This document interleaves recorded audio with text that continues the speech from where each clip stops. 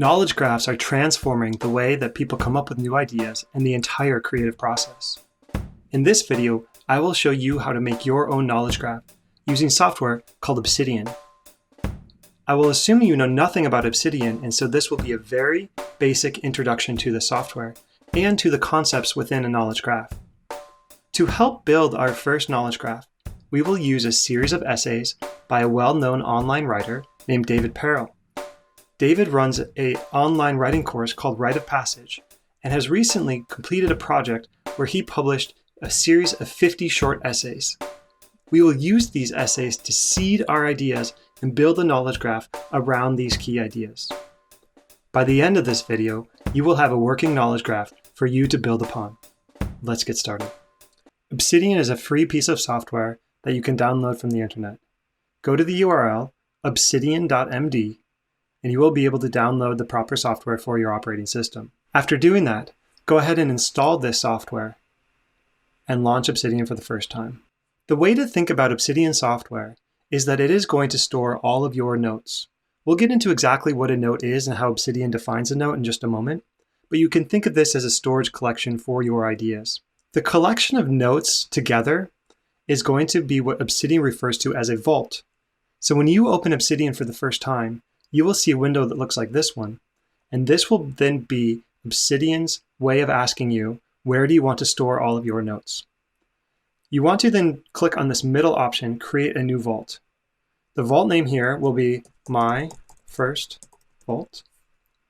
And the place that we can put it, we'll put it on our desktop. And we'll click create. Now that you have your first vault set up, the next thing that you want to do is you want to make a note in it. Now, I told you that we will use David Perell's essays as seeds for ideas for this growing network, but I want to show you something first. I want to show you what a note is and how it's stored. So you can click on this button up here. This is going to be new note. This new note is going to generate a note, and just like you made my first vault, we will make my first note. And we can then just write, this is my first note. Now, we don't have to save. This is automatically going to save. So anytime that we make any change, it will automatically get updated. But I want to go back now to where we have our vault stored. So for me, it's on my desktop. So you can see here, if I open it up, we see my first note. Now, this extension here, .md, I mentioned it just before in the URL, but this MD, it stands for Markdown. This is a file type. Importantly, this can be opened with any text editor. So if we just open it up with TextEdit or any text editor on your computer, you'll see that this is a simple text file.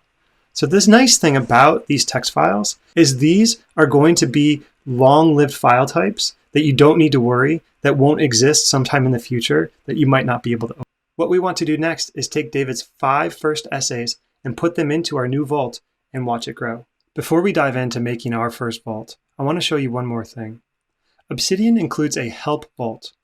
If we click down on this button here on the lower left-hand side, we can open another vault. You can see here's my first vault, the one that I just made, but below it we can see Obsidian Help. If we click on that, we can open up an entirely new vault that has the help documentation for Obsidian. You will automatically start on this quick start page. It says, hi there, I'm a note in your vault.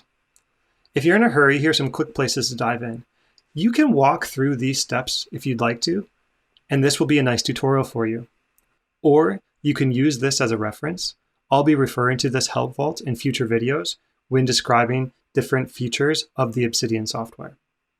But I want to alert you to the fact that this help vault exists so that you have a resource to go to if you're stuck on something or you're not sure how to do something. If you want to follow along using something other than David's ideas, then go ahead and use those instead. The most important point here is that these are your ideas within your growing network. Let's begin building our first vault with some of David's ideas. I created a new vault called David Perell, and what I want to do now is I want to take some of his essays and put them into my vault. So let's see what that looks like. What I want you to do first is just copy and paste the essay directly into your new vault. I put the links to his first 5 essays in the description below, but I've also opened them here. So you can go ahead and click on that, open up the essay, copy and paste it into your vault. This is what that would look like.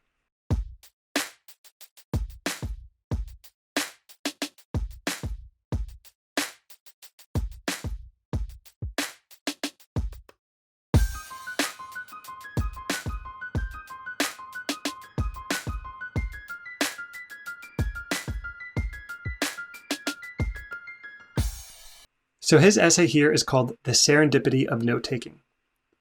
In this essay, he talks about notes and how they can be useful. Seems like an appropriate first essay for us to put into our vault. Now, what I want you to do first is just get content into your vault. I don't want you to have to worry about compressing it or distilling it or making sure it's the right idea. We can just, as a first pass, get information in there.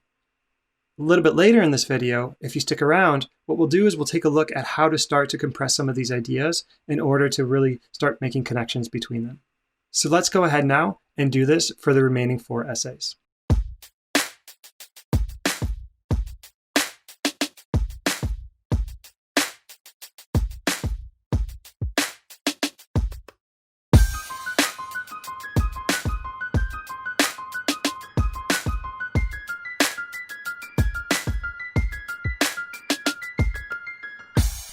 All right, if you're not done yet, go ahead and hit pause on this video, finish putting those essays into your new vault just as I did, and then go ahead and unpause and we'll get started. Welcome back. You should now have 5 notes within Obsidian inside your new vault. So let's go ahead and take a look. If I open up the folder of my new vault, I see 5 different notes reflecting the 5 different essays that are now in here. This is nice and this is a good start. But really the key is to take this raw content and start to think about how it resonates with us. How, when we read this, we think of something else. And we want to start to build this in our own words. So as a first pass, what I want you to do now is I want you to read each of these essays.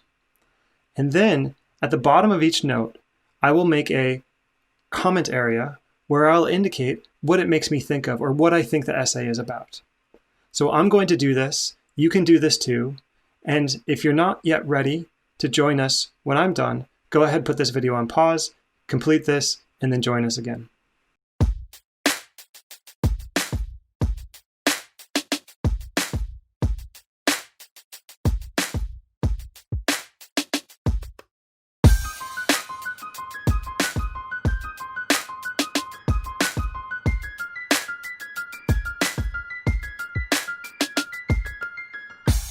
I want to show you something for the first time called Graph View. So if we navigate to one of our notes, this is the note that we call the serendipity of note-taking. You can see here, this is David's essay, and if we scroll to the bottom, you can see the 3 things that I thought about his essay. The first, note-taking is good for remembering, duh, but then also it's good for creating. And this is one of David's main points of this essay. There's a randomness and serendipity that he sees in creativity. And so having a system for finding these random and serendipitous discoveries is going to be important. It turns out this is also one of my main beliefs, is that as we build the system, in fact, the whole point for this video is so that we can build the system for discovery. The last point that he makes is that not everyone remembers everything. So when we read something, we can try to digest it, try to remember it, but there's no way that we can remember everything that we read or see or think. And so having the system to capture these is important. Okay, so this is the essay here. Now, I want to show you for the first time something called Graph View. If we navigate over here to the left, we can see that there's something that looks like a little graph. And if we hover over it, it says Open Graph View. So if we click on that, we can now see a new way to interact with some of our notes and our ideas. If we zoom in now, we can see in a sort of live floating format the 5 different notes that we made. So each of these has our different titles. And if we click on one of these, the serendipity of note-taking, it takes us back to our note. So this graph view is going to become important because this is going to be how we link our ideas to other ideas. And this is how we can navigate our knowledge graph in order to discover new ideas, in order to discover the serendipity that David describes in his first note. Now, you can see that these are all floating in space. So what we need to do next is we need to link these ideas together. We need to come up with references from one note to another note. And how do we do that? Well, that's exactly what I want to show you next. In order to connect our notes in Graph View, what we need to do is make connections between the ideas within them. And now this is the next step in generating this knowledge graph. What I'm going to do is leave David's essays untouched. I'm going to then take the ideas that I had from those essays and make new notes for each of them. But here's the important thing. His essays might contain more than one idea. In this case, I'm going to make one note per idea. So let's see what that looks like. If we navigate now to his first note, the serendipity of note-taking, I said there were 3 things that this made me think of. So I'm going to start by just making a new note with these 3 ideas. So the first one is that note-taking is good for creating. I'm going to title this one, The Power of Note-Taking.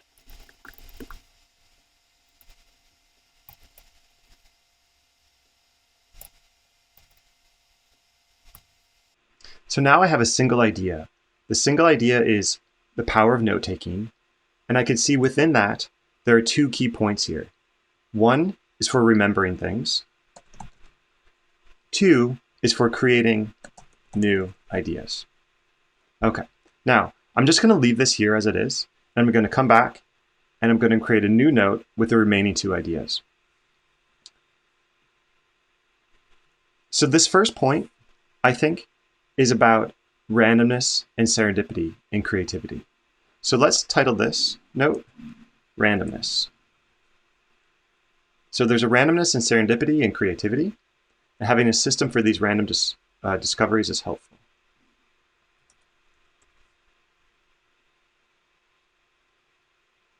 This is a second idea. I'm just going to spread them out a little bit, let them breathe. The last idea that I had was not everybody remembers everything, so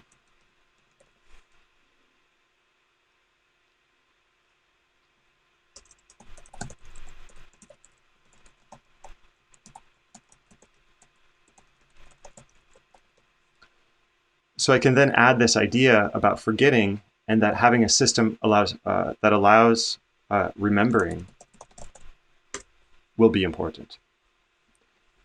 So within this first note now, we started with the serendipity of note-taking. We summarize it and crystallize it into 3 different ideas. This is a bit of a summary idea, but we have something about forgetting and something about randomness. And this is really about discovery. So there's a randomness and serendipity within discovery. And having a system for these random discoveries, having a system that allows for these random discoveries is key. Now we go back to David's original essay, and what we want to do is we want to link some of our key ideas to this essay. So one of his ideas, he talks about randomness. So if we come back to our essay here, we can find that David talks about randomness, and here he says, even though it helps you find what you're looking for, it reduces creativity, inspiring randomness. And he's talking about this orderly note-taking system. So what we can do now is we're going to have a new notation here, and this notation is a double bracket. So what we're going to do is we can highlight this word, and we can just hit bracket, bracket, and it will automatically format brackets on both sides of this. So now what we have is a link. Even though it helps you find what you're looking for, it reduces creativity, inspired randomness. This randomness now is going to link to randomness because this is the title of this note. The way that we can see that is by clicking up here, we can change our view to the preview mode. When we go to preview mode, we can see that this is the same essay. We can't edit it now. There's edit mode, which is the little pencil, and there's preview mode. And when we're in preview mode, we can see that this is now a link. If we click on randomness, and now it puts us over to our randomness note. That's really helpful. If we come back to our original note, serendipity of note-taking, we can now look at the graph view, and we can see serendipity of note-taking is now linked to randomness.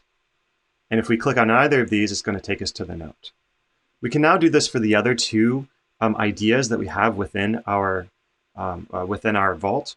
And now we're going to try to have our 3 ideas connected to David's essay. Let's see what that looks like.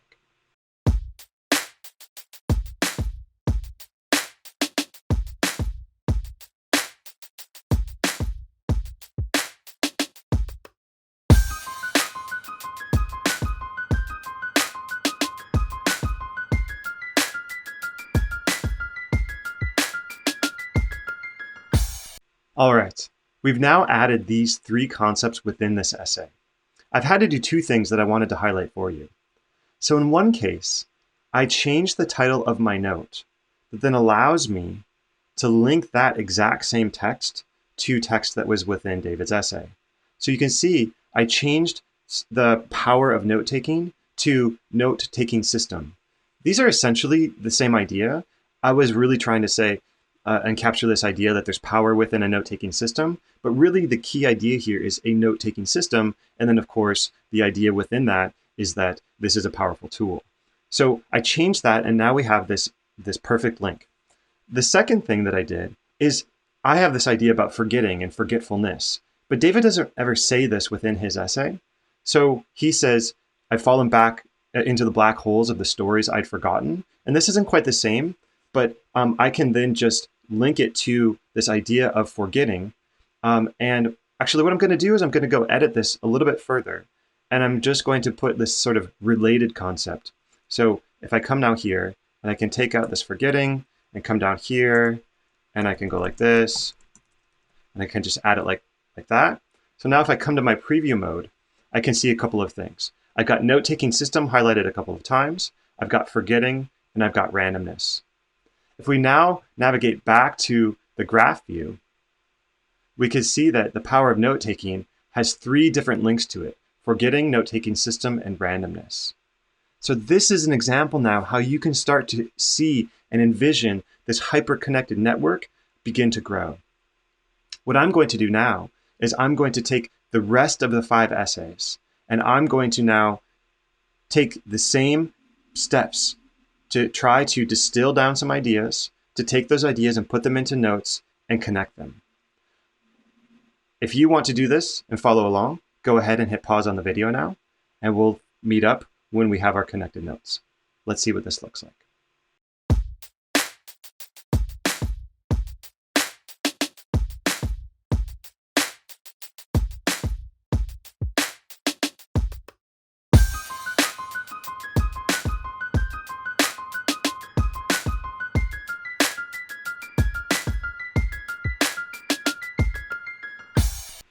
Welcome back.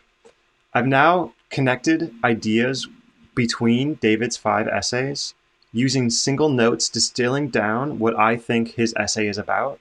So let's take a look at the graph view and see what this looks like now. So you can see when I click on a single note, you can see this note sometimes is only connected to one other idea, imitate.